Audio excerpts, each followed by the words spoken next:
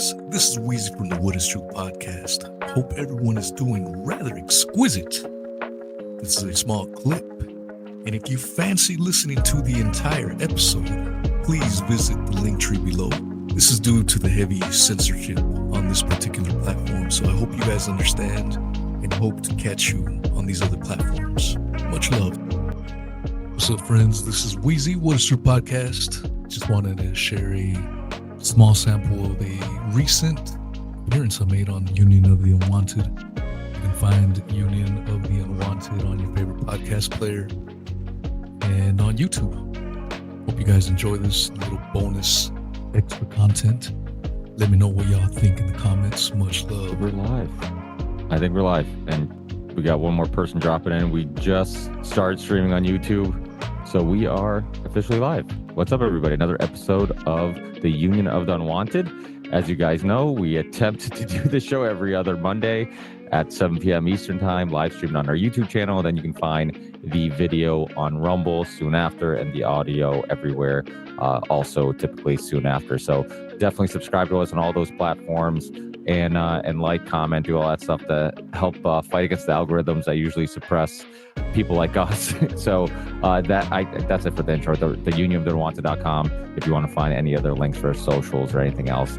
And we kind of were brainstorming some things to talk about, some things to possibly brainstorm. I think I'm on the same boat as Clint, where since the Kirk assassination, I've been so deep in that rabbit hole of that it's kind of kept most of my focus. Clint, did what? I mean, obviously you've been putting out podcasts, putting a lot of your own opinions and doing a lot of your own research. What has this story constantly evolved, and where are you right now with your investigation? Well, yeah, I'm the only thing I'm sure of is that I'm not sure of anything right now. I mean, for those that aren't aware, the judge issued a preemptive gag order against all future to be named witnesses to the event, which could amount to over 3,000 people having a gag order placed against them, because that's how many people were witnesses to the assassination. So that obviously throws up a ton of red flags. I mean, to have it done preemptively, to my understanding, it wasn't even with the prosecution or the defense's request. It was just the judge arbitrarily saying this. His background's very unique and interesting in the sense that he was also being Google searched in the DC area and Israel a couple months ago. So there's so much weirdness with this. I mean, basically at this point, the only thing I'm confident of is that Charlie Kirk was in fact murdered. As far as who did it, even I was going to say who pulled the trigger. I'm not even sure, like 100% sure that he was actually shot. I do think that he was shot, but I'm not 100% certain. As to whether or not Tyler Robinson was responsible for it, it was some, Antifa furry, all that nonsense. I struggled to imagine it. And then I just want to also remind people that, what they're alleging is that this kid who had no criminal history, basically like very bright, I forget what his ACT or SAT scores were, but he like super bright kid. He pulls off this kind of, I mean, people say it's an easy shot, but it's not an easy shot when you're actually shooting at a human being for the first time in your entire life. And he does so and is up and sprinting within 3 seconds with what appears to not be a rifle. He has pulled off this miraculous getaway and then allegedly turns himself in, but also maybe he didn't.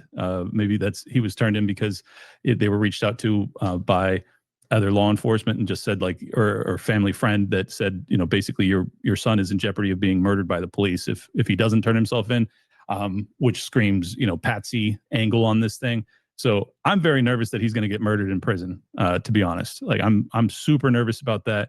I don't have any trust in the legal system. I certainly don't have any trust in the FBI, who's been just bullshitting us from the get-go on this case, as far as I can tell. And secondarily, I've been absolutely disgusted by his friends and associates in his, closest center circle, the Posobics of the world, who just keep repeating this cult-like mantra of, I saw the leftist kill Charlie Kirk and I saw the left cry or celebrate it. It's like, you didn't see that though. Like, we all know that, right? Like, you definitely did not see that. Like, that may be what happened, but you didn't see it. So yeah, I'm disgusted. I'm pissed. I'm angry. I want justice, not just for Charlie, but also because I'm way more radical than Charlie, and I'm a little bit nervous about where this thing could be headed. So I don't know. I'm curious what everybody else's thoughts are. Yeah, if I could just throw something in there.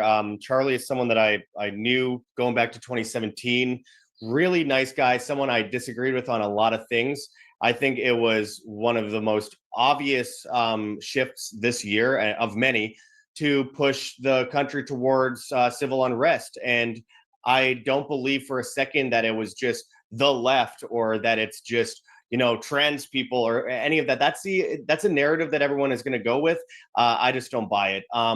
First of all, a big part of the psyop was how people would react to such an event. And obviously, as we've seen, and I've had family members post on Facebook laughing about the assassination. If they will laugh at that, as Clint was saying, he's way more radical, I'm way more radical, then they they're saying that it's okay if it happens to me or you. And that really shows the loss of soul and humanity in this very divided public. But the assassination itself was a huge red flag from the beginning.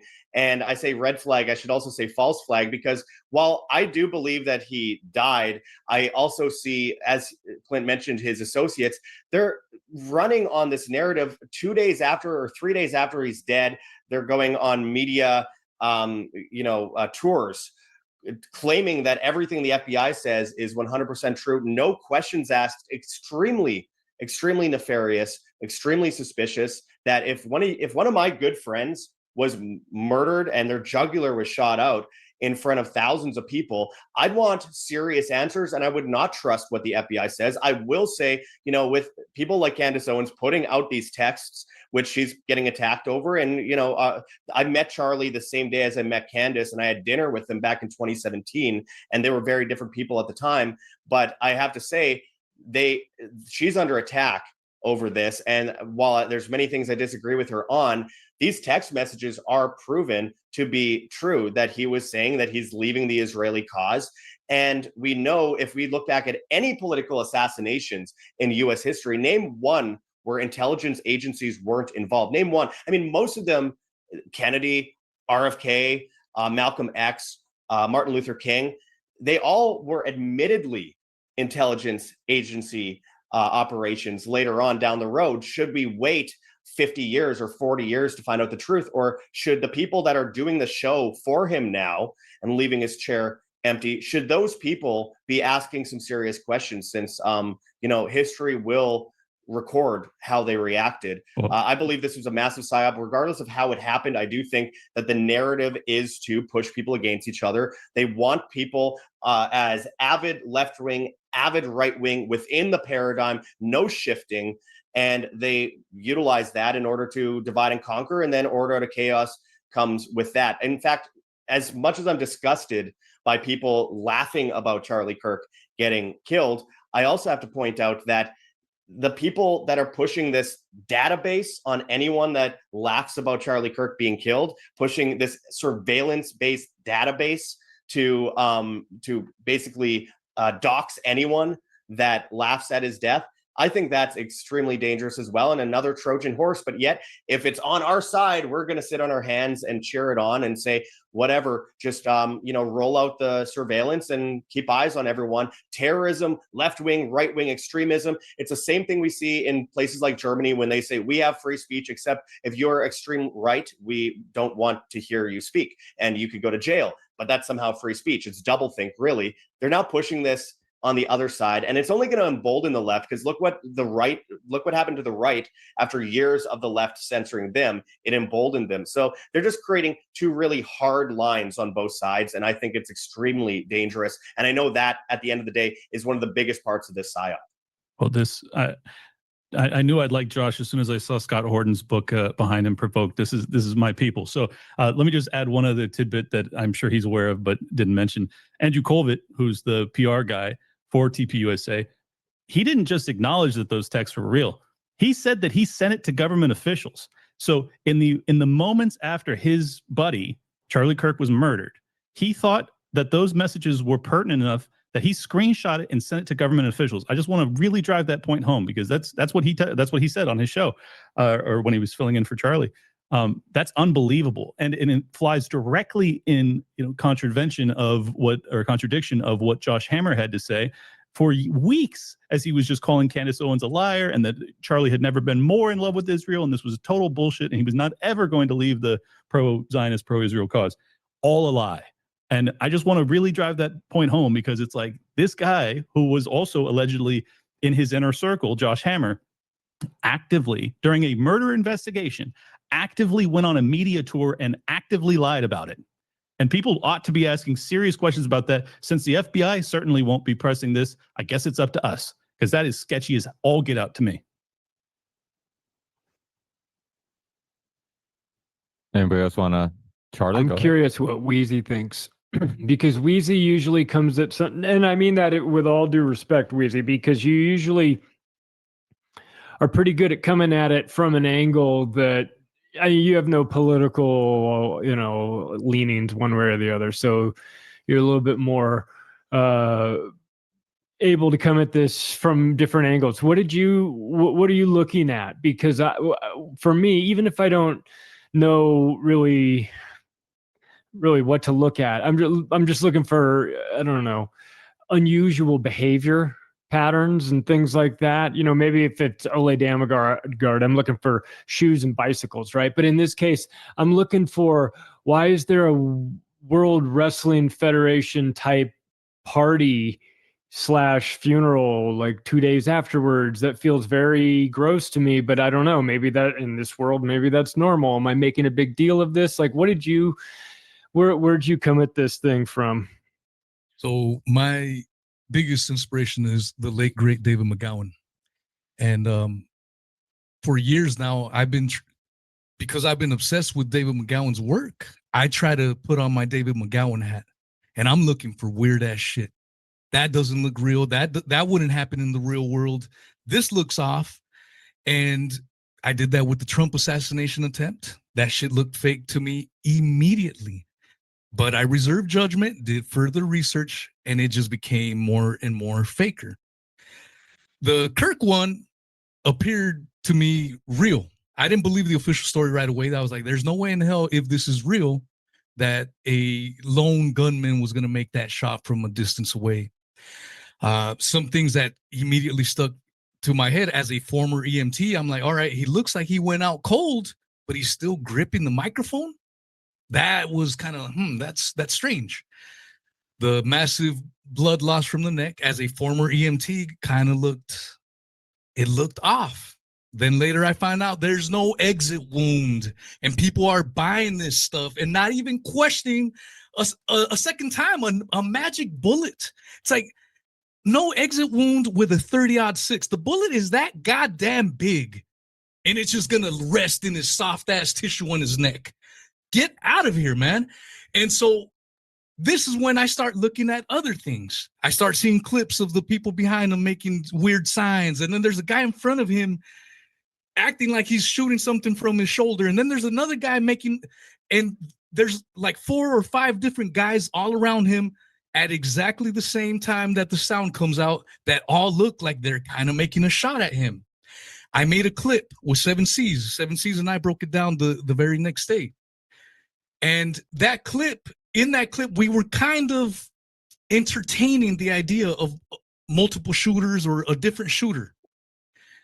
That clip on Facebook, I never get any damn views on Facebook, man. I put my clips all the time. I get like 10, 15 views. That clip in 1 week got 1.2 million views. And that only confirmed to me that there's more bullshit to this, because Facebook, of all places, is probably the more censorious of all the platforms. And they allowed my clip that suggested multiple shooters to get 1.2 million views. I'm like, now I don't trust my original findings of multiple shooters. I'm like, man, this is even more bullshit. I'm a huge skeptic, man. I heard the first couple of guys say that they are radicals. If they're radicals, I'm a goddamn meth head, I guess, because I don't believe any of this shit, man. The widow doing some kind of pyrotechnic events a couple days after. And then when she gave her little speech right next to the casket. She's giving shout outs to this and shout outs to Turning Points USA. Then you find out she's got some sketchy tie-ins with child trafficking. All this shit doesn't make sense, man. And Charlie Kirk was someone that I kind of dismissed. My mindset, I look at anyone with a large following, I'm like, I don't trust y'all. There's some of y'all here I don't trust. I'm going to be honest, because there's PSYOP influencers all over the alternative media. And that's a damn fact. Now, do some of these people push purpose misinformation? Maybe they don't do it and they don't realize it, but there's some that I'm sure are doing it, and that's their damn job. And so Charlie Kirk, this young, strapping, handsome guy with the big old gums that can talk like a professional, this isn't organic, man. These guys go through some kind of academy. They're put on the limelight, and the narrative that it was Israel behind it, these are all shiny little objects to distract you from more nonsense going on. Now, is he alive somewhere, or did he actually get killed at some kind of ritual? I don't know. But I do not believe the whole story that's been pushed around, man, especially when you got Kash Patel and that attorney general from Utah talking about, we caught the guy 33 hours. It's right in your goddamn faces, man. They're making fun of you at this point in time. And people are arguing about this and that. It was Netanyahu and it was all this shit. It's all nonsense, man. And I agree with what the second individual said, though, that at the end of the day, what's important is that it's being used to drive more agendas. We're being wedged, and people on the left, the people on the right are saying, look at all this left-wing violence. It's always a left-wing violence. And when the mainstream narrative is pushing some guy with gun, the little bullets were saying, if you read this, you are gay. They're laughing right in front of y'all, man. I don't know, man. I know I sound like a lunatic to some, but it's these little things. And I know Clint said he did a lot of research. I've done a lot of goddamn research as well. And none of the damn thing makes any goddamn sense. And that's just my take. I agree that it doesn't make sense. I will say, at first I was thinking that there's a distinct possibility because of the shirt dynamics that launches up. I was like, all right, I think maybe, in fact, there was a charge underneath his shirt. And a lot of people were, the mic explosion theory. I've changed my opinion on that in large part because of Chris Martinson's work, which I think was excellent. And I do think that it was probably cavitation, and I do think that he was probably shot. But I don't think it was a 30-06 because I can't fathom that not just essentially decapitating him. So I don't know, that opens up the possibility for there being, the palm gun dude in the front and all that shit. And then it's so nutty at that point. I just kind of throw up my hands and I don't know what to say about it. That's the point, bro. That's the point. See, this is what I'm trying to get at. All those little things are distractions. It's like Matthew Crook being on commercials at BlackRock and all this. It's all shiny shit to keep you from realizing that there's way more fakery and fuckery afoot, in my opinion. Oh, the other thing I wanted to add, I wanted to ask you, because you said you were an EMT. Is that right? Yes, sir. Okay. Former EMT. Yeah. So Martinson, or maybe it was someone else, was talking about how if this wasn't an entry wound, which I still am not certain of, obviously, but if it were an entry wound, the reason that the blood comes out the way it does, as opposed to, it looks like it's carotid. So it would be spurting normally because as your heart pumps, you would have like actual projectile blood. That kind of just fell out. So the argument was essentially the cavitation event and the hitting of the spine, it paralyzed him instantly, shutting his heart off. And that's the reason that the blood essentially creates the cavitation. Then you just see the blood fall out. I'm sorry, this is graphic, but I have to ask this question with specificity or else, it won't make any sense. So do you think that that's viable? That in fact, a bullet could have hit his spine, severed his spine, shut his heart off instantaneously. And that's the reason that you don't see it shooting out. Yeah. When I first saw it, like I said, 7 C's and I were talking about a show. We were instant messaging when this whole happened, and he's the one that alerted me to it. And I looked at it and I told him, if this is real, he's dead, because reports, if you guys remember, reports were saying he still might be alive, even 40 minutes, even an hour later. I'm like, there's no fucking way. If he's alive, this shit is faker than hell, because with all that blood loss, people don't realize you don't have that much blood in your entire body. And the amount of blood that we saw squirt out, that was pretty much most of his damn blood right there. instantly. And so that's why I'm like, why was he still clutching the damn microphone? If basically with that amount of blood loss, your body just shuts down immediately. You've got no control or nothing. You know what I mean? So it there's just so much that doesn't make sense. It's not just one or two things, man. There's so many parts that don't make any goddamn sense. Yeah. Well, the argument that I was trying to present was that because he has his spinal column severed, essentially everything locks up at first, and apparently that's also, there was brain damage from the cavitation. It just basically blew out a portion of his brain, which would have, or severely damaged a portion of his brain, which would have caused him to seize briefly and then collapse over. I don't know. I'm not a doctor. This is way above my pay grade. I'm just trying to figure it out, man, because I really think that if this is treated the same way that Butler was, where it's just like, we're not getting any real truth here, we're just moving on. We still don't have a fucking motive. Like, this kid came, if it's true, and I know you don't believe it is, but if it is true, then within centimeters, the President of the United States, former and future President of the United States, was nearly murdered in HD. And it's like, no one has any interest in his motivations. Like, we don't know anything. Trump. Oh, including Trump. This is what I'm saying. So I'm just saying, like, if this, in my opinion, clearly was a real assassination when it comes to Charlie Kirk, and if we get the same treatment when it comes to that, well, then it's open season, man. Like, people are just gonna go nuts. Like, it's gonna start to be assassinations all the time, and I'm very nervous about it. I don't want to live in a country like that. See, and I don't think it's just going to be like left or right wingers. I think we're dealing with intelligence agency operation that's happening before our eyes. I just want to throw in one thing that Weezy was talking about, the people within like alternative media that are promoted, and I see a lot of that. We have mainstream alternative media. David Icke is right, and we have the mainstream media. The mainstream media is giving us one side of the story, and we have independent media giving us a precise other side of the story. And we have to look outside of that, because if algorithms are pushing certain theories to the top, they could be right, but I usually am very suspicious of it. One thing that is perfectly obvious to me is that the guy on the roof didn't do it. The 30-08 makes no sense. Like Clint said, his head would have been basically severed. It makes no sense what we saw. But I do want to point out that most of the information out there that independent medias are putting out that carry some truth to this, you're not going to see. It's not going to be recommended to you. You're not going to find it. You got to dig really deep. And I know a lot of people on this chat have been digging really deep, and I appreciate that, because it's something that was meant to traumatize a nation, and now we're supposed to pick this side or that side of the story and just waddle along and pretend like we know the truth. And unfortunately, it's becoming more and more difficult to find the truth, because both mainstream and alternatives have been basically taken over at this point and are pushing whatever narratives that they're told to do or their donors are paying them to do. So it's important that we look outside of that and be okay with being called an extremist at this point. I think that being called an extremist is a badge of honor at this point. It's so the new alternative media, I've been calling the new Laurel Canyon 2.0, in what David McGowan was, originally talking about a decade ago. And that's what a lot of people don't realize. A lot of people are gravitating to the alternative media because a lot of people are realizing that they are not going to get the truth from CBS. They're not going to get the truth from NBC or Fox News.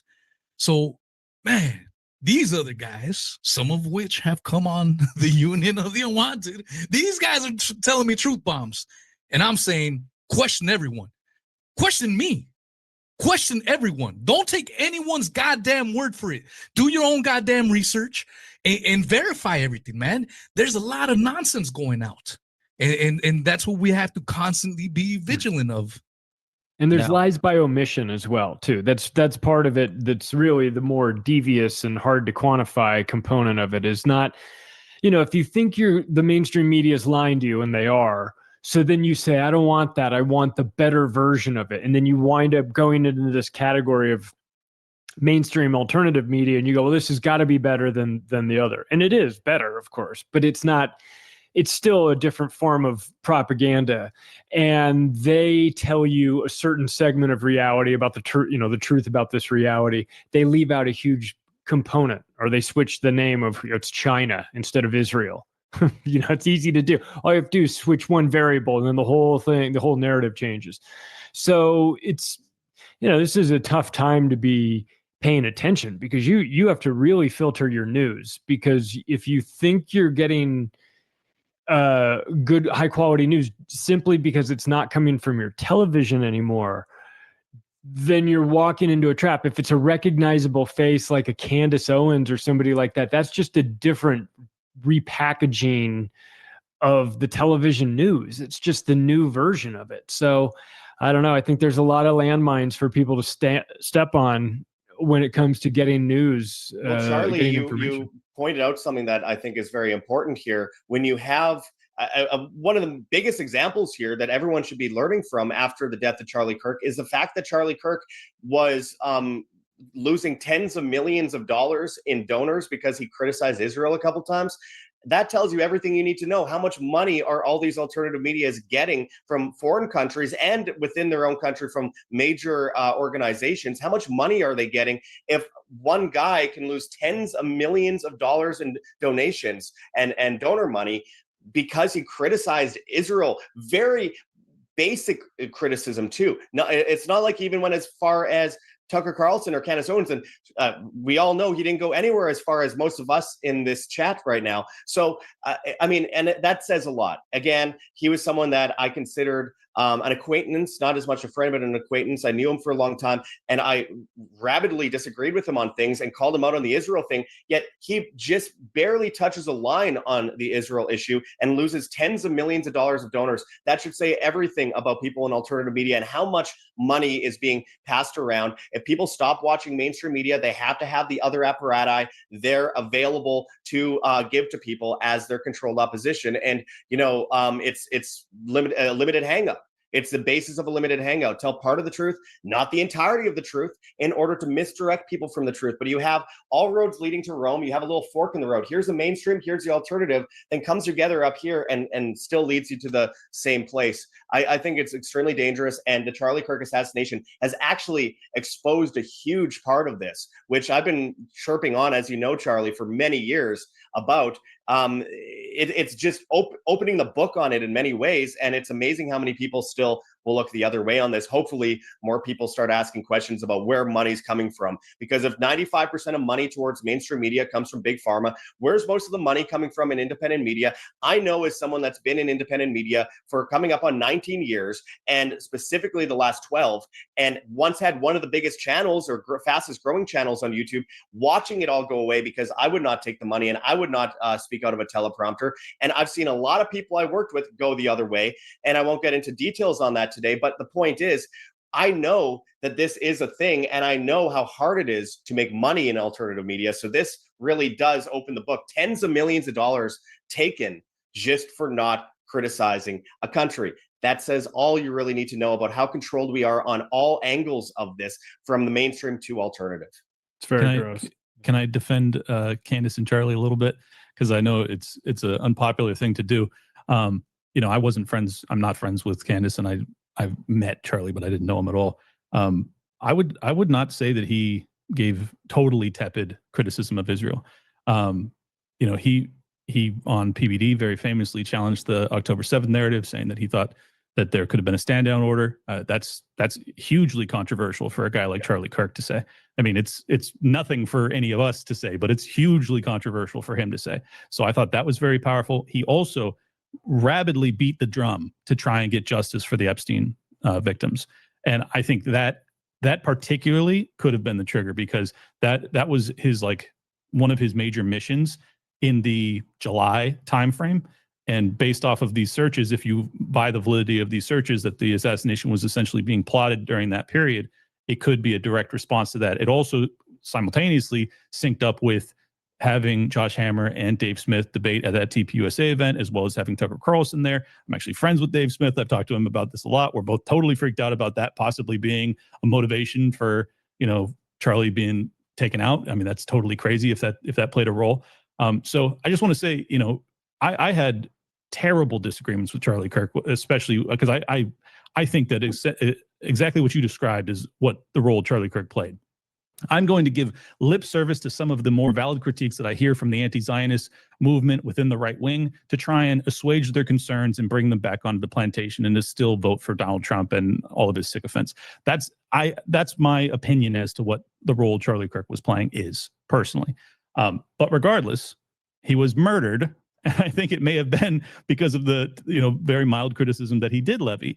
And that's crazy to me. And then additionally, I just want to say briefly, I think Candace Owens is essentially a shock jock, and she's doing a lot of like clickbait garbage that is essentially not just valueless, but actually detrimental to the cause of truth and justice when it comes to this case. And I don't appreciate that. However, she has brought to light some things that are true and extraordinarily valid. I mean, for her to prove out that Josh Hammer actively lied about those text messages was, I mean, maybe the biggest break in this case so far, honestly.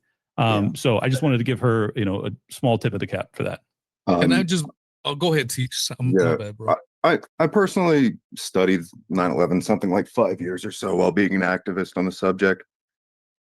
And I went through layers of progression in my understanding of the system as a result of that. You start thinking that it's the Bushes, and then, oh no, it's Cheney and Rumsfeld and blah, blah, blah. And eventually Operation Northwood. And then eventually, from there, you realize the Gladio infrastructure, Gladio B sort of setting up of the kind of like theatrics of arousing public sentiment in one way or another. And then you think of how much energy and time people have, and that this is a war of attrition. And if you simply elongate a conversation, you win the war by getting people to invest a disproportionate amount of energy into every single step of the theatrics. And a big part of the theatrics is making it so that it's real. Whether that means that it is real or it feels real, either way, it has to come with that depth of feeling to it. It has to be immersive. It has to be engrossing. And only then do they get our attention enough so that we tune in for the sequel, whatever that happens to be. We're on the defense. We're on the response. That's what the conversation is. It's us participating in a long form PSYOP, which is a connection of dots of different PSYOPs, each of them respectively legitimate in their own way, because Kirk likely was murdered. I don't know. I don't really have an inclination to say one way or the other. But my underlying contention is that this is a larger orchestrated sequence of PSYOPs, which is ultimately a distractive affair. And the longer we linger over any of them, it's kind of like Karl Rove was talking about. We're an empire now. We create the future, and then you spend the years. And this is a terrible quote of him, but talking about we create the future now. We create the reality. And you spend years trying to figure that out and understand what it is. It's just that all over again. And real quick, man, for some people that are probably having a hard time fathoming that a lot of this could have been staged or manufactured, there's tons of incidents we can point to. The moon landings, the Gulf of Tonkin, a completely manufactured event that led to Vietnam and who knows untold deaths that happened there. Weapons of mass destruction, a complete and utter lie that cost 1 million Iraqi lives that no one talks about today. These things are manufactured all the time. So when I talk about the Trump assassination being fake, oh my God, that couldn't be fake. Or the Charlie Kirk stuff, a lot of these weird anomalies. Oh, no, not that. They fake shit all the damn time. It's a psychological operation that goes on. And that's the point of a psychological operation, is to get you up in arms, man, at each other's throat. That's the entire point of it. So that's all I wanted to say. And I'll shut up. Sorry, Ricky. I've heard this argument from both of you guys many times because I run in the conspiracy world. So I sincere question to you guys. Is it not to our benefit to try and actually find out what happened, particularly when the public's interest is laser focused on a case like this? Could that not unwind the PSYOP if you were to actually discover and prove in real time that, in fact, Tyler Robinson didn't do it, or he was employed to do it by intel agency, ABC, whatever? I just think that would be hugely valuable in waking up, I don't know, 50 million people or something. So you guys make it sound as if it's a waste of time to be talking about it, and I'm just not sure that it is. It's a valid point, and you can think of like some people will come to truth from avenues that others might deem just a complete waste of time to go down those roads. So it's totally valid. If people find discrepancies in the story on this one, similar to investigating 9/11 or Boston bombing or any number of the different psyops that have unrolled over the years. If they garner insights into the shoddy infrastructure of the just stage like production that's going on, then it's profoundly important. So when people are doing those real and worthwhile investigations into it, it's important that we not be doubling down all of our energy respectively. You'll find that certain things like this will become such an epicenter of public attention that it just becomes a conveyor belt of updates. And that's one of those things that it's sort of like hijacked to then co-opt and infuse at the discretion of the establishment. It isn't about wholly creating things. It's also about co-opting and sort of building off the coattails of what we're willing to lend our attention to. And just a real quick, my answer to that is, I agree with you. Of course, it's worthwhile to find the damn truth, but sometimes you're never going to get it, man. It's how long has it been since JFK and we still don't have the goddamn truth? They're still kicking the can down the road. I'm a Lincoln assassination researcher, and I modeled myself after David McGowan. People still believe goddamn Wilkes Booth killed Lincoln in a damn theater, end of story. We were lied to about that shit from 160 years ago. We still don't have the goddamn truth, man. So I get your sentiment, but sometimes we're never going to get it, man. Oh, no disagreement there. And this certainly could be the case. I mean, there's so many different, viable options and opportunities to be the shooter or be some device that explodes or whatever, that it is very hard to know. I guess like the main point I'm trying to make is because there is so much technology that was on hand at that event, there's a distinct possibility that we can get clarity on this one. I mean, it's not impossible. So I just think that that's valuable. I agree, though, the conveyor belt of updates and the algorithmic boost that gets definitely can lead to really shoddy work and ultimately a total waste of not just my time, but the audience as well. But I want to really emphasize this. I am deeply concerned that if a political commentator, especially a fairly mild one like Charlie Kirk, is able to be assassinated and there is genuinely a cover-up and there is no justice to be found, this is a very dangerous country moving forward. And it's not as if we weren't already in a dangerous country, but I'm just saying, like, this is a mild, middle of the road political commentator being murdered in cold blood in front of 3,000 people. And if you can't get justice on that, well, then fucking forget about justice for anybody else. I agree with that sentiment completely. The idea that we're like in a post-justice world and it's sort of just like a superficial glotz that's been painted on so that we can continue to comply. But I'll just throw out a different perspective. It's like, that's a dangerous world if it's like that.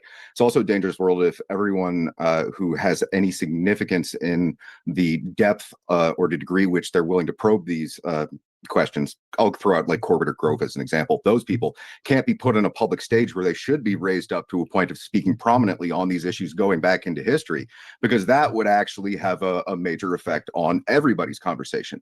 So we're living in a world where everyone's slow censored in a way in which prominent figures like that aren't able to take center stage, and everyone pretends that that's just totally like comfortable and cool, and then major like large emotional events will happen and we'll all fall into fold about that while kind of just shrugging our shoulders about, wait, why isn't like everybody just like kicking the mic to Corbett and then this would be over pretty quick?